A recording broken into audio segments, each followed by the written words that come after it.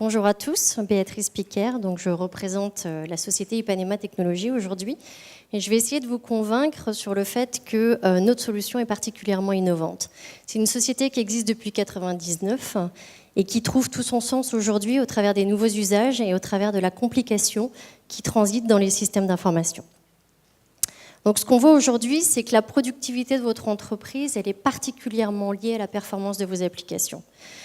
Pour accompagner la croissance économique de vos entreprises, vous mettez en place de nouvelles solutions du type communication unifiée, vous basculez certaines applications dans le cloud et vous essayez de contrôler ce qui se passe sur Internet et les réseaux sociaux. Et en même temps, vous devez vous adapter à une certaine mobilité. Donc on parle du BYOD, on parle du Shadow IT. Aujourd'hui, ce sont les utilisateurs qui décident des applications qu'ils veulent utiliser.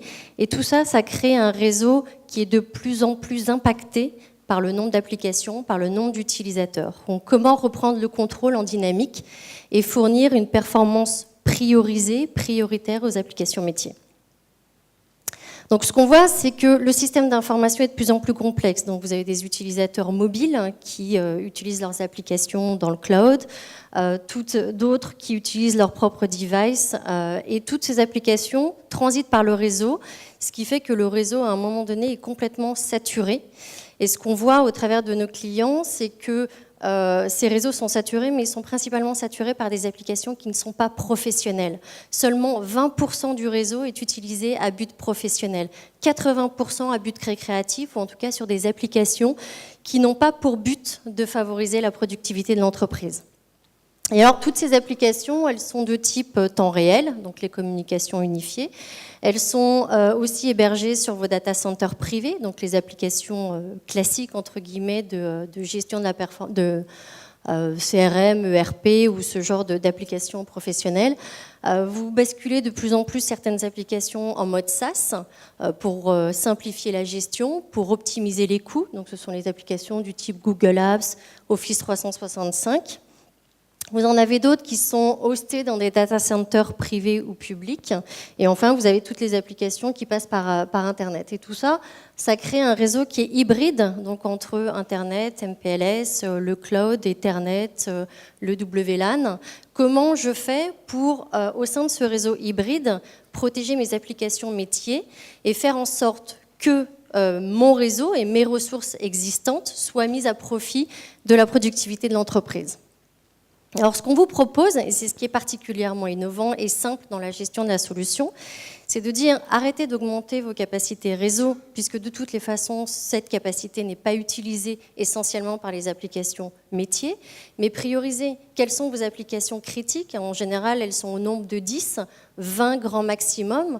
Et une fois que vous avez défini vos objectifs du type top, high, medium et low, le système va directement orchestrer un certain nombre de solutions qui passent par la visibilité, le contrôle, l'accélération si vous avez besoin d'accélérer certains fichiers, la gestion dynamique des réseaux, c'est-à-dire est-ce que cette application elle a plus intérêt à utiliser Internet ou est-ce qu'elle a plus intérêt à utiliser MPLS, sachant qu'Internet c'est moins cher qu'MPLS. Et voilà, et tout ça de façon complètement automatisée, avec pour objectif de donner la priorité à vos applications métiers. Donc l'avantage, c'est que, première chose, vous sécurisez la productivité de l'entreprise, la satisfaction des utilisateurs. En même temps, vous pouvez accompagner les nouveaux usages, proposer de nouvelles applications sans impacter la productivité de l'entreprise. Donc tout ce qui est communication unifiée, qui sont des applications très gourmandes en bande passante et très dynamiques. Les applications en mode SaaS et cloud. Vous pouvez contrôler tout ce qui est trafic Internet, vous pouvez contrôler et autoriser l'utilisation des réseaux sociaux. Et puis, en même temps, vous tirez profit des réseaux hybrides, donc vous basculez facilement sur Internet certaines applications qui n'ont pas lieu d'être sur MPLS, donc ça vous réduisez vos coûts. Et puis, en même temps, vous avez tout ce qui est système de reporting, de dashboard pour maîtriser qui utilise quoi, pour quelle performance, à quelle fin et pour quelle rentabilité. Et du coup, comme vous optimisez les capacités de votre réseau à des fins professionnelles, vous vous affranchissez de l'augmentation de la bande passante, vous pouvez maîtriser plus d'utilisation à des coûts moindres. Voilà, donc du coup, vous êtes plus efficace, plus agile, et puis vous optimisez les capacités de votre réseau existant. Voilà. Béatrice, oui. Quels sont les principaux bénéfices chiffrés délivrés par la solution IPANEMA quant au ROI, TCO? Quelles sont les économies? Alors, encore une fois, l'aptitude de la solution et son innovation passe par le fait qu'elle est basée sur des objectifs. Une fois que ces objectifs sont définis, le système orchestre dynamiquement la performance applicative et est totalement automatique. Du coup, ce qu'on dit, c'est que pour 3 € par utilisateur et par mois, donc ça c'est notre TCO, vous pouvez réduire les coûts opérationnels de la performance applicative, les coûts d'opération du réseau à hauteur de 30 € par utilisateur et par mois, et le coût des applications, vous, en tant qu'individu, vous coûtez à votre entreprise 300 € par mois. Donc multiplié par 12, multiplié par le nombre d'utilisateurs que vous avez sur votre réseau, ça représente une fortune finalement. Donc nous, ce qu'on vous dit, c'est 3 €, c'est pas grand-chose. Vous priorisez vos applications, donc vous protégez vos investissements applicatifs.